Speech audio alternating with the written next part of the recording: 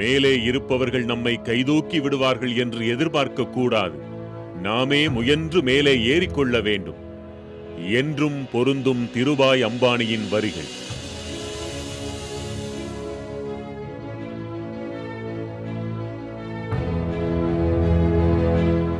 குஜராத் மாநிலத்தில் சௌராஷ்டிரா பகுதியில் சோர்வாட் என்ற ஊருக்கு அருகில் குகஸ்வாடா என்ற கிராமத்தில் 1932ஆம் ஆண்டு டிசம்பர் மாதம் 28ஆம் நாள் பிறந்தார்.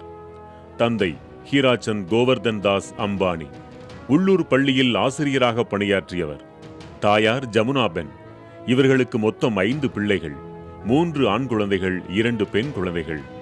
இவர்களில் தீரஜ்லால் ஹீராசந்த் அம்பானி, சுருக்கமாக திருபாய் அம்பானி, 3வது மகன். தந்தை ஹீராசந்த் கோவர்தன் தாஸ் அம்பானி கண்டிப்பான ஆசிரியர். வந்த சிறிய வருமானத்தை வைத்து வறிய நிலையில் வாழ்க்கை ஓடிக்கொண்டிருந்தது. எந்த அளவிற்கு வறிய நிலை என்றால், தந்தையே ஆசிரியராக இருந்தாலும் வாழ்க்கை பாட்டிற்காக பிள்ளைகள் படிப்பை விட்டு கிடைத்த வேலைகளுக்கு செல்ல வேண்டிய அளவிற்கு வறிய நிலை.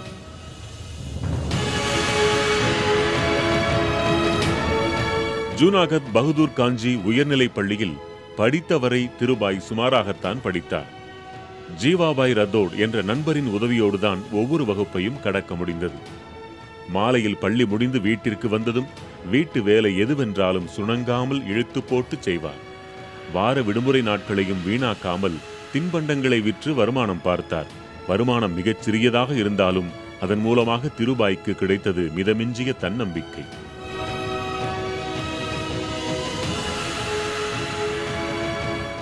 இந்திய சுதந்திர போராட்டம் உச்சத்தில் இருந்தபோது சிறு வயதில் நண்பர்களோடு சேர்ந்து போராட்டங்களுக்கும் போயிருக்கிறார்.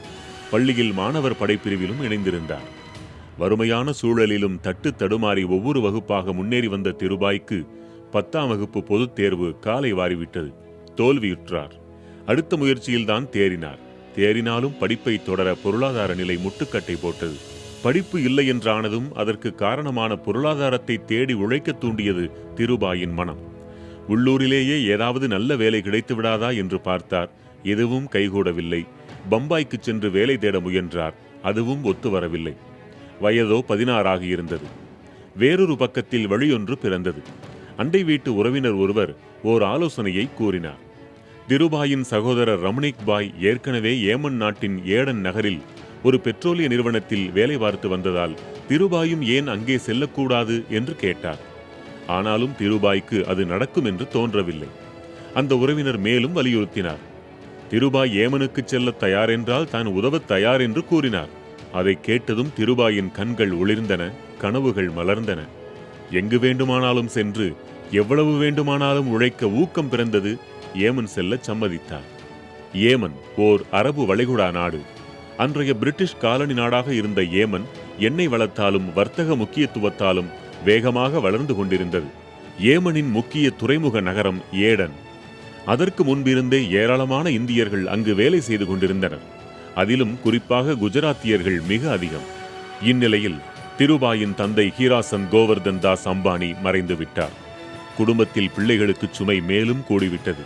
தந்தை மறைந்த துக்கம் ஒருபுறம் அழுத்த, மறுபுறம் ஏமனுக்கு செல்வது கனவாய் கரைந்து விடுமோ என்ற கவலை திருபாயை மேலும் அழுத்தியது. ஒரு வழியாக அண்டை வீட்டுக்காரர் தந்த கடன் திருபாயை ஏமனுக்கு கப்பலேற்றியது. பிற்காலத்தில் அவரது குடும்பத்தையே கவனித்து நன்றி மறவாமல் இறுதி வரை இருந்தார் திருபாய். இருப்பதிலேயே குறைந்த கட்டணத்திற்கான பயணச்சீட்டை எடுத்துக்கொண்டு 1949ஆம் ஆண்டு தன் 17வது வயதில் ஏமன் நாட்டின் ஏடனை நோக்கி பயணித்தார் திருபாய். அங்கு சென்றடைந்ததும் 10ஆம் வகுப்பு வரை மட்டுமே கல்வித் தகுதி இருந்தமையால் ஒரு சிறிய வர்த்தக நிறுவனத்தில் மாதத்திற்கு சுமார் 125 ரூபாய் ஊதியத்தில் மட்டும்தான் வேலை கிடைத்தது. சிறு சிறு உதவி வேலைகள்தான் அவருக்கு அங்கு ஒதுக்கப்பட்டன. மனம் நொந்து போன திருபாய் தன் தாகத்திற்கேற்ற வேறு வேலையை தேடத் தொடங்கினார். ஒரு வழியாக அவரது அண்ணன் வேலை பார்த்த ஏபெஸ்ஸி&கோ என்ற பிரெஞ்சு வர்த்தக நிறுவனத்தில் அண்ணனின் பரிந்துரையில் வேலை கிடைத்தது. ஷெல் நிறுவனத்தின் பெட்ரோலிய பொருட்களை ஏடனில் விற்பனை செய்து கொண்டிருந்த பிரிவில் பெட்ரோல் நிலைய உதவியாளராக மாதம் 300 ரூபாய் ஊதியத்தில் பணிக்கு சேர்ந்தார். ஊதியம் ஓரளவிற்கு நிறைவை தந்தாலும் செய்ய நேர்ந்த வேலை மகிழ்வை தரவில்லை.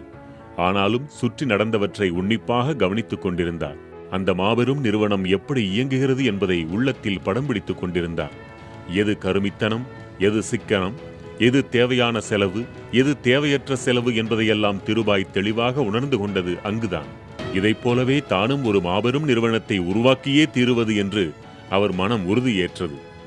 இவரது நடவடிக்கைகளை கவனித்துக் கொண்டிருந்த அந்நிறுவனத்தின் தலைமை அலுவலர் திருபாயை பெட்ரோல் நிலைய அடிப்படை வேலையிலிருந்து விடுவித்து விநியோக அலுவலராக பதவி உயர்த்தினார். சவாலான அப்பணியில் முழு திறமையையும் வெளிப்படுத்தி அதற்கும் மேலான பொறுப்புக்கு உயர்ந்தார். இன்னொரு புறம் காப்பீடு தொடர்பான பிரச்சனைகளில் பிறருக்கு உதவி பணத்தை பெற்றுத் தருவது, அதில் ஒரு பகுதியை தனக்கு ஊதியமாக பெற்றுக்கொள்வது என்று சாமர்த்தியமாக பணத்தை சேர்த்து கொண்டிருந்தார். மொழிகள் பலவற்றையும் கற்கத் தொடங்கினார். ஆங்கிலத்தையும் அரபியையும் கற்றுக்கொண்டார். இந்நிலையில் திருபாயின் அண்ணன் ரமணீக் பாயின் நண்பர் பிரவீன் தாக்கருடன் நட்பு ஏற்பட்டது. அதுவரை பிரவீன் தாக்கர் அவரது அண்ணனின் கடையில் வேலை பார்த்து வந்தார். 1953இல் அக்கடையிலிருந்து விலகி வந்து ஒரு கடையை தனியாக தொடங்கினார் பிரவீன் தாக்கர். பிரவீன் தாக்கர் தொடங்கிய அந்த கடையின் பெயர் ரிலையன்ஸ் ஸ்டோர்ஸ். திருபாய்க்கு நம்பிக்கையை உணர்த்தும் ரிலையன்ஸ் என்ற பெயர் மிகவும் பிடித்து போனது. தாக்கரின் முயற்சிகளுக்கெல்லாம் துணையாக நின்றார். ஒருபுறம் வாழ்க்கைப்பாட்டிற்கான வேலை, மற்றொரு புறம் தானும் தனியாக தொழில் தொடங்க வேண்டுமென கொழுந்துவிட்டு எரிந்து கொண்டிருந்த கனவு. தாக்கரிடம் தன்னையே கண்டு நாட்களை நகர்த்தி கொண்டிருந்தார் திருபாய். 1954ஆம் ஆண்டு சில நாட்கள் விடுமுறையில் இந்தியாவுக்கு வந்தார். வந்தவருக்கு கோகிலா பென் என்ற பெண்ணை திருமணமும் செய்து வைத்து விட்டனர். திருமணத்திற்கு பின் தன் மனைவி கோகிலாவுடன் மீண்டும் ஏடனுக்கே திரும்பினார். 24 வயதில் ஏடனில் நல்லதொரு பொறுப்பில் மாதம் 1000 ரூபாய்க்கும் மேலான ஊதியத்தில் வேலையில் இருந்தாலும் எத்தனை நாட்களுக்கு இந்த வெளிநாட்டு வாழ்க்கை என்று சிந்தித்துக் கொண்டிருந்தார் திருபாய். உடனடியாக இந்தியாவிற்கு திரும்பும் அளவிற்கு பொருளாதாரத்தில் தான் வலுவாக இல்லை என்பதை உணர்ந்தார். மேலும் இந்தியாவிற்கு சென்று தொழில் ஒன்றையும் தொடங்குவதென்றால் எவ்வளவு பணம் வேண்டும் என்பதை கணக்கிட்டு அந்த தொகையை சேர்த்துக் கொள்ளும் வரை ஏடனில் இருப்பது என இலக்கை நிர்ணயித்துக் கொண்டார். நிர்ணயித்த இலக்கின் மீதிருந்த வெறி அவருக்கு வேறு சில வழிகளை காட்டியது. அதை குறுக்கு வழி என்று அழைக்காமல் அம்பானி வழி என்று அழைப்பதை பொருத்தமாக இருக்கும். காரணம், அதற்கு முன்னுதாரணங்கள் இருந்தால்தானே அதை நேரான வழியா குறுக்கு வழியா என்று சொல்ல முடியும். அப்படி ஒரு வழி அது. ஏமனின் நாணயம் ரியால், வெள்ளி நாணயம். நாணயத்தின் மதிப்பை விட மதிப்பு வாய்ந்த வெள்ளி. அதை யாரும் கவனித்திருக்கவில்லை. திருபாய் அதை கண்டுகொண்டார். கிடைத்த நாணயங்களையெல்லாம் உருக்கி வெள்ளி பாலங்களாக்கி இங்கிலாந்தின் வெள்ளி தரகர்களிடம் விற்று லாபம் ஈட்டினார்.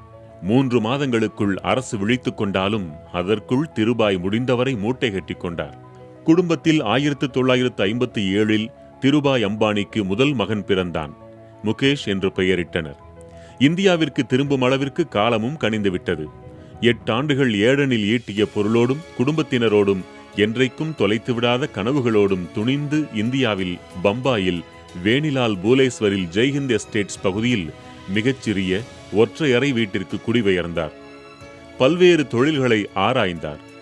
1958இல் போட்டி நிறைந்த பம்பாய் வர்த்தக உலகில் ஒரு சிறிய ஏற்றுமதி நிறுவனத்தை தொடங்கி ஏலக்காய், மஞ்சள், முந்திரி போன்றவற்றை ஏற்றுமதி செய்ய தொடங்கினார். கடையின் மொத்த அளவே 5 அடிக்கு 5 அடிதான். இன்னும் எவற்றையெல்லாம் ஏற்றுமதி செய்யலாம் என்று சிந்தித்துக் கொண்டே இருந்தவர் பருத்தி ஆடைகளுக்கு வெளிநாடுகளில், குறிப்பாக ஆப்பிரிக்க நாடுகளில் நல்ல வரவேற்பு இருந்ததை கண்டவர் அவற்றை ஏற்றுமதி செய்ய தொடங்கினார். பின்னாட்களில் அவரது ஆடை வர்த்தகம் எவ்வளவு பெரிய சாம்ராஜ்யமாக வளர்ந்தது என்பதை உலகமே கண்டது. 1959இல் நிறுவனத்தை மேலும் விரிவுபடுத்தும் எண்ணத்தில் தன் உறவினர் ஒருவரை கூட்டு சேர்த்து பெயரையும் மாற்றினார். நிறுவனத்தின் பெயர் ரிலையன்ஸ் கமர்ஷியல் கார்ப்பரேஷன். ஆயிரக்கணக்கான டன்கள் கணக்கில் சிந்தட்டிக் இழைகளை வாங்கி திறமையாக விற்று பெரும்பணத்தை ஈட்டினார். மகன் முகேஷோடு நீனா, தீப்தி, அனில் என 2 மகள்களும் ஒரு மகனும் பிறந்து குடும்பமும் பெரிதாயிற்று. இத்தனை பேரோடும் வாழ்ந்ததென்னவோ அந்த சின்னஞ்சிறிய வேணிலால் எஸ்டேட் பகுதியில் இருந்த வீட்டில்தான். சொந்த வாழ்க்கையில் எவ்வளவு சிக்கனமாக இருக்க முடியுமோ அவ்வளவு சிக்கனமாக இருந்தவர் திருபாய் அம்பானி. நிறுவனத்தில் பணியாளர்களின் எண்ணிக்கை ஒவ்வொன்றாக உயர்ந்து கொண்டிருந்தது. நிறுவனம் உயர உயர திருபாய் அம்பானி தன் கனவின் எல்லையையும் விரித்துக்கொண்டே சென்றார். ஏற்றுமதியைப் போலவே இறக்குமதியிலும் இறங்கினால் என்ன என்ற சிந்தனை மின்னல் அடித்தது அம்பானிக்கு. ஏற்றுமதி செய்தால்தான் இறக்குமதிக்கு அனுமதி என்ற இந்திய அரசின் கொள்கையும் பொருந்தி வந்தது. ஆனாலும் இறக்குமதியில்தான் அதிக வருமானம் என்பதற்காக ஏற்றுமதியில் வரும் குறைந்த லாபத்தை பொறுத்து கொண்டார். அதை இறக்குமதியில் பன்மடங்கு அதிகமாக ஈடுகட்டிக் கொண்டார். ரேயான் என்னும் செயற்கை இழை செயற்கரிய செயல்களை அம்பானிக்கு செய்து கொடுத்தது. பின் தானே ரேயானை தயாரித்து அதை ஏற்றுமதி செய்து நைலானை இறக்குமதி செய்தார். இப்படி எதை செய்தாலும் கொழுத்த லாபத்தை மட்டும் உறுதி செய்து கொண்டார் அம்பானி. அதை அடுத்து வந்த பாலியஸ்டரும் மெய்ப்பித்தது. 1965 தனி நெசவாலை அமைக்கும் முடிவில் பங்குதாரரோடு பிணக்கு ஏற்பட்டது. அம்பானியின் துணிச்சலான போக்கிற்கு பங்குதாரரால் ஈடுகொடுக்க முடியவில்லை, விலகிக் கொண்டார். 1966 குஜராத்தின் அகமதாபாத்திற்கு அருகில் இருந்த நரோடா என்ற இடத்தில் தன் முதல் நூற்பாலையை சுமார் 2.25 லட்சம் ரூபாய் செலவில் அமைத்தார். ரிலையன்ஸ் டெக்ஸ்டைல்ஸ் இப்படித்தான் உருவாயிற்று. இவ்வளவு வளர்ந்த பிறகுதான் 1968 தன் வேணிலால் எஸ்டேட்டில் இருந்த சிறிய வீட்டிலிருந்து வசதியான வீடொன்றிற்கு மாறினார். சொந்தமாக முதன்முதலாக ஒரு ஃபியட் காரையும் வாங்கினார். 1970களில் இந்தியாவெங்கும் பாலியஸ்டர் மிக பரவலாக புழங்கத் தொடங்கியது. அம்பானியின் ஆலையில் பாலியஸ்டர் இழைகளாலான துணிகள் அமோகமாக உற்பத்தியாயிற்று. விமல் எனும் வியாபார பெயரை தொடக்கி வைத்தார். விமல் என்பது மூத்த சகோதரரான ரம்னிக்லால் அம்பானியின் மகனின் பெயர். பின் வீட்டுக்கு வீடு அறியப்பட்ட பெயராக விமல் ஆனது நாடறிந்த கதை. சில்லறை விற்பனை கடைகள் திறக்கப்பட்டன. அவற்றில் ஒன்லி விமல் என்ற பெயரில் விமல் துணிகள் மட்டுமே விற்கப்பட்டன. 1970களில் அம்பானியின் மொத்த சொத்து மதிப்பு சுமார் 10 லட்சம் ரூபாயாக இருக்கலாம் என்று மதிப்பிடப்படுகிறது. தொழில் மேலும் விரிவடைந்தது. ஊழியர்களின் எண்ணிக்கை பெருக பெருக அவர்களை சரியாக கையாள்வதிலும் மிகவும் கவனத்தோடு இருந்தார். 1975ஆம் ஆண்டு வாக்கில் நிறுவனத்திற்கு அதிக முதலீடு தேவைப்பட்டது. அங்கேதான் புரட்சிகரமான ஒன்றை செய்தார். அதுவரை சிலருக்கு மட்டுமே தெரிந்திருந்த பங்குச்சந்தை என்ற ஒன்றை பலருக்கும் கொண்டு சேர்த்தார். எளிய மக்களையும் தன் பங்குதாரர்கள் என்று உணர வைத்து ஈர்த்தார். 1975 உலக வங்கியின் தொழில்நுட்ப குழு ரிலையன்ஸ் ஆலையை பார்வையிட்டு வளர்ச்சியடைந்த நாடுகளை ஒப்பிடும்போதும் மிகச் சிறப்பாக இருக்கிறது என்று சான்று வழங்கியது. இது அப்போது அரிதினும் அரிதான மதிப்பீடு. 1977 ரிலையன்ஸ் கசானா என்ற பெயரில் பங்குகளை வெளியிட்டார். எதிரிகளின் பரப்புரைகளை தன் பரப்புரை வேகத்தால் விஞ்சி நின்றார் அம்பானி. மக்கள் ரிலையன்ஸின் பங்குகளை அள்ளிக் கொண்டனர். 58,000க்கும் மேற்பட்டோர் அந்த தொடக்க பங்கு வெளியீட்டை வாங்கினர். அதன் மூலம் தொழிலை பெரிய அளவிற்கு விரிவுபடுத்திக் கொண்டார். பங்குகளின் மதிப்பு ஏற ஏற பங்குதாரர்கள் மகிழ்ச்சியில் திளைத்தனர். ஆண்டு கூட்டங்களை மற்ற நிறுவனங்களைப் போல சிறிய அரங்குகளில் நடத்த முடியாமல் பெரிய மைதானங்களில் நடத்த வேண்டிய அளவிற்கு பங்குதாரர்களின் எண்ணிக்கை உயர்ந்து கொண்டே சென்றது. 1980களில் அம்பானியின் மொத்த சொத்து மதிப்பு 100 கோடி ரூபாயாக மதிப்பிடப்பட்டது. 10 ஆண்டுகளில் 10 லட்சம் ரூபாயிலிருந்து 100 கோடி ரூபாய் என்ற அளவிற்கு உயர்ந்து விட்டிருந்தார். சில ஆண்டுகளுக்கு முன்வரை நூல் வணிகம் செய்து கொண்டிருந்த ஒருவர் எப்படி குறுகிய காலத்திற்குள் இவ்வளவு பணத்தை சேர்க்க முடிந்தது என்று பலரும் கேள்வி எழுப்பினர். பதிலை அப்போதைய நிதியமைச்சர் பிரணாப் முகர்ஜி நாடாளுமன்றத்தில் வழங்கினார். வெளிநாடு வாழ் இந்தியர்கள் 1982-83 காலகட்டத்தில் 22 கோடி ரூபாயை ரிலையன்ஸில் முதலீடு செய்திருந்ததாக அவையில் அறிவித்தார். அந்த முதலீட்டின் பின்னணியிலும் அம்பானியே சிரித்துக் கொண்டிருந்தார். ஆயினும் ரிசர்வ் வங்கி மேற்கொண்ட விசாரணையின் முடிவில் சட்டத்திற்கு புறம்பாக ரிலையன்ஸ் ஏதும் செய்யவில்லை என்றே தீர்மானித்தது. 1986ஆம் ஆண்டு ரிலையன்ஸ் இண்டஸ்ட்ரீஸ் நிறுவனத்தின் ஆண்டு பொதுக்கூட்டம் பம்பாயில் கிராஸ் மைதானில் நடந்தது. 35,000க்கும் மேற்பட்டோர் கலந்து கொண்டனர். நாளிதழ்களில் அம்பானியின் நிறுவனம் குறித்த செய்திகள் தொடர்ந்து இடம்பெற்றன. ஊழியர்கள், பங்குதாரர்கள், பத்திரிகையாளர்கள் என்று ஒவ்வொரு தரப்பையும் ஒவ்வொரு விதமாக கையாண்டார் என்று ஆசியா டைம்ஸ் இதழ் எழுதியது. அதிகாரிகளை விலைக்கு வாங்கி சட்டங்களை தனக்கு பொருந்தும் வகையில் மாற்றிக்கொள்கிறார் என்று போட்டியாளர்கள் குற்றஞ்சாட்டினர். அரசிடம் இருந்த குறைபாடுகளை பயன்படுத்தி பொருள் ஈட்டுகிறார் என்றனர். அரசின் கொள்கைகளை தனக்கேற்றாற் போல் வளைக்கிறார் என்றனர். தேர்தல்களில் யார் தேர்ந்தெடுக்கப்பட வேண்டும் என்பது வரை அவரால் ஆதிக்கம் செலுத்த முடிகிறது என்றனர். பாம்பே டையிங் நிறுவனத்தின் நஸ்லி வாடியா ரிலையன்ஸின் திருபாய்க்கு பெரும் போட்டியாளராக திகழ்ந்தார். ஒருவருக்கொருவர் எதிலும் சளைத்தவர்கள் அல்ல என்று இருந்தனர். 1977க்கும் 79ஆம் ஆண்டுக்கும் இடையில் ஜனதா கட்சி ஆட்சியின் போது ஓர் ஆலைக்கு அனுமதி வருவதில் இவர்கள் இருவருக்கும் இடையே போட்டி மிக மோசமாயிற்று. இந்தியன் எக்ஸ்பிரஸின் ராம்நாத் கோயங்கா ஒரே நேரத்தில் இருவருக்கும் நண்பராக இருந்தார். மோதலை முடிவுக்கு கொண்டுவர கோயங்கா முயன்றார். பெரிதாக வெற்றி பெறவில்லை என்பதோடு ஒரு கட்டத்தில் கோயங்காவும் அம்பானிக்கு எதிராகவே நிற்க வேண்டியிருந்தது. தொடர்ச்சியாக அவரது அகலத்தாள் இந்தியன் எக்ஸ்பிரஸ், ரிலையன்ஸ் இண்டஸ்ட்ரீஸ் மற்றும் அம்பானிக்கு எதிராக பல கட்டுரைகளை தாங்கி வெளிவந்தது. தமிழகத்தைச் சேர்ந்த பட்டய கணக்காளர் எஸ். குருமூர்த்தி இதில் பெரும்பங்காற்றினார். தனிநபர் பகைக்காக ஒரு நாளேட்டை பயன்படுத்துகிறார் என்று கோயங்கா மக்களால் விமர்சிக்கப்பட்டார். அம்பானி அமைதியாக சிரித்துக் கொண்டிருந்தார். எழுதப்பட வேண்டிய பல தொழிலதிபர்களை விட்டுவிட்டு அம்பானியை மட்டும் குறிவைப்பது ஏன் என்ற கேள்விதான் முன்னின்றது. ராஜீவ்காந்தியின் காலத்திலும் அம்பானி சாதுரியமாக தன் தொழில் போட்டியாளர்களை கையாள முடிந்தது. திருபாயின் வரி ஏய்ப்பை கண்டுபிடித்ததன் நேரடி விளைவுதான் VP சிங் பாதுகாப்புத்துறைக்கு மாற்றப்பட்டது என்றே கருதப்பட்டது. ஆனால் ராஜீவிற்கு பிறகு பிரதமரான VP சிங்கிடம் சற்று நொந்துதான் போனார் திருபாய் அம்பானி. 1985ஆம் ஆண்டில் ஒரு வேதிப்பொருளின் இறக்குமதி உரிமத்தில் கை வைத்தார் VP சிங். அது பாலியஸ்டர் இழை உற்பத்திக்கு மிக தேவையான ஒரு மூலப்பொருள். ஆனால் அரசாணை வெளியிடப்படும் நாளன்று ஓராண்டு முழுமைக்கும் தேவையான வேதிப்பொருளை இறக்குமதி செய்ய கடன் உத்தரவாத கடிதத்தை பல்வேறு நிதி நிறுவனங்களிடமிருந்து பெற்று நிலைமையை ஒருவாறு சமாளித்துக் கொண்டார். 1990இல் லாசன் அண்ட் ட்ரூப்ரோ நிறுவனத்தின் நிர்வாக கட்டுப்பாட்டை கைப்பற்ற ரிலையன்ஸ் குழுமம் செய்த முயற்சிகளுக்கு இந்திய ஆயுள் காப்பீட்டு நிறுவனமும் பொது காப்பீட்டு நிறுவனமும் முட்டுக்கட்டை போட்டன. 1989 ஏப்ரல் மாதத்தில் L&Tக்கு தலைவராக இருந்த திருபாய் பதவியை விட்டு விலகினார். ஸ்டேட் பேங்க் ஆஃப் இந்தியாவின் முன்னாள் தலைவர் TN கோஷ் தலைவரானார். எதையும் கண்டுகொள்ளவில்லை திருபாய் அம்பானி. மேலும் மேலும் வளர்ச்சி என்ற ஒன்றையே பதிலாக தந்து கொண்டிருந்தார் அனைவருக்கும். பங்குச் சந்தையில் ஆதிக்கம் செலுத்தினார் என்றே கூற வேண்டும். ரிலையன்ஸுடன் மோதுவது எவ்வளவு அபாயகரமானது என்பதை தன் போட்டியாளர்களுக்கு நிரூபித்தார். காலப்போக்கில் திருபாய் தன் வணிகத்தை பல்வேறு துறைகளுக்கும் விரிவுபடுத்தினார். முதன்மை கவனத்தை பெட்ரோலிய பொருட்களில் வைத்தார். அதற்கடுத்து தொலைத்தொடர்பு, தகவல் தொழில்நுட்பம், எரிசக்தி, மின்சாரம், சில்லறை விற்பனை, துணி உற்பத்தி, உள்கட்டமைப்பு சேவைகள், மூலதன சந்தைகள் மற்றும் சரக்கு போக்குவரத்து ஆகிய துறைகளிலெல்லாம் கவனத்தை செலுத்தினார்.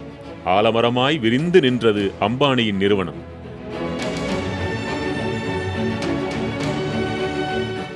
வாழ்நாளில் பல்வேறு மதிப்புமிக்க நிறுவனங்களிடமிருந்து நூற்றாண்டின் சிறந்த மனிதர், ஆசியாவின் மிகவும் சக்தி வாய்ந்த மனிதர்களில் ஒருவர், வாழ்நாள் சாதனையாளர், 20ஆம் நூற்றாண்டின் சிறந்த மனிதர், நூற்றாண்டுகளில் மிக பெரும் சொத்து உருவாக்க சாதனையாளர் என்று விருதுகள் பலவற்றை பெற்றுள்ளார்.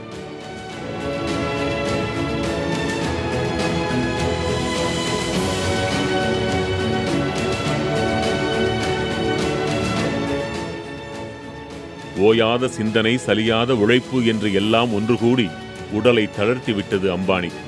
முடக்குவாதத்தால் பாதிக்கப்பட்டார். சாண்டியாகோவில் சிகிச்சை பெற்று வந்தார். பிள்ளைகள் முகேஷும் அனிலும் வணிகத்தை கவனித்துக் கொண்டனர்.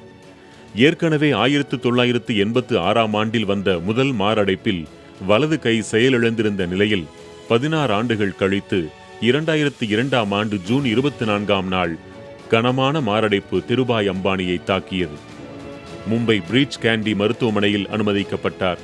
ஒரு வார காலத்திற்கும் மேலாக சுயநினைவின்றி இருந்த நிலையில் 2002 ஜூலை 6ஆம் நாள் நள்ளிரவில் காலமானார்.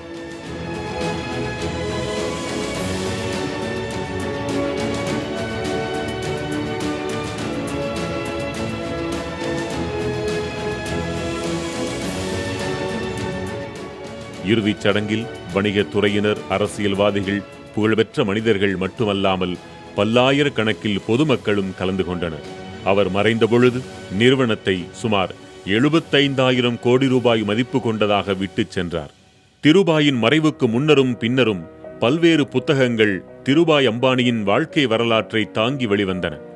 2007இல் அம்பானியின் வாழ்க்கையை பிரதிபலிக்கும் வகையில் மணிரத்னம் குரு என்ற திரைப்படத்தை எடுத்தார். குருபாய் என்ற பெயரில் அபிஷேக் பச்சனும் மனைவியாக ஐஸ்வர்யா ராயும் நடித்திருந்தனர். அம்பானிகள் வருவார்கள், போவார்கள். ஆனால் அம்பானிகளின் நிறுவனங்கள் வளர்ந்து கொண்டேதான் இருக்கும் என்று நிரூபிக்கின்றனர் முகேஷ் அம்பானியும் அனில் அம்பானியும். 2005ஆம் ஆண்டு ஜூன் 18ஆம் நாள் பிள்ளைகளுக்கான சொத்து பிரிப்பை ஒரு செய்திக்குறிப்பின் வாயிலாக தாயார் கோகிலாபென் அம்பானி அறிவித்தார். சிற்சில ஏற்ற இறக்கங்களோடு இப்பொழுதும் ஊடகங்கள், கல்வி நிறுவனங்கள், உயிரி தொழில்நுட்பத்துறை என்று இன்னும் விரிந்து கொண்டே செல்கின்றன அம்பானிகளின் குழுமங்கள். 3ஆம் தலைமுறையினரின் சிந்தனையில் ஜியோவும் நாடு முழுவதும் உச்சரிக்கப்படும் பெயராகிவிட்டது. எங்கோ இருந்தவராக அல்ல, நம் ஒவ்வொருவரின் இல்லத்திலும் ஏதாவது ஒரு வடிவில் இருப்பவராக நிலை பெற்றிருக்கிறார் திருபாய் அம்பானி. அம்பானியாகவே இருந்தாலும் காலம் அவருக்கு 70 ஆண்டுகளைத்தான் வாழ்நாட்களாக தந்தது. 70 ஆண்டுகள்தான் என்பதற்காக அவர் மாபெரும் அம்பானியாகாமல் மறைந்துவிடவும் இல்லை. புதிய தலைமுறைக்காக வேங்கட பிரகாஷ்.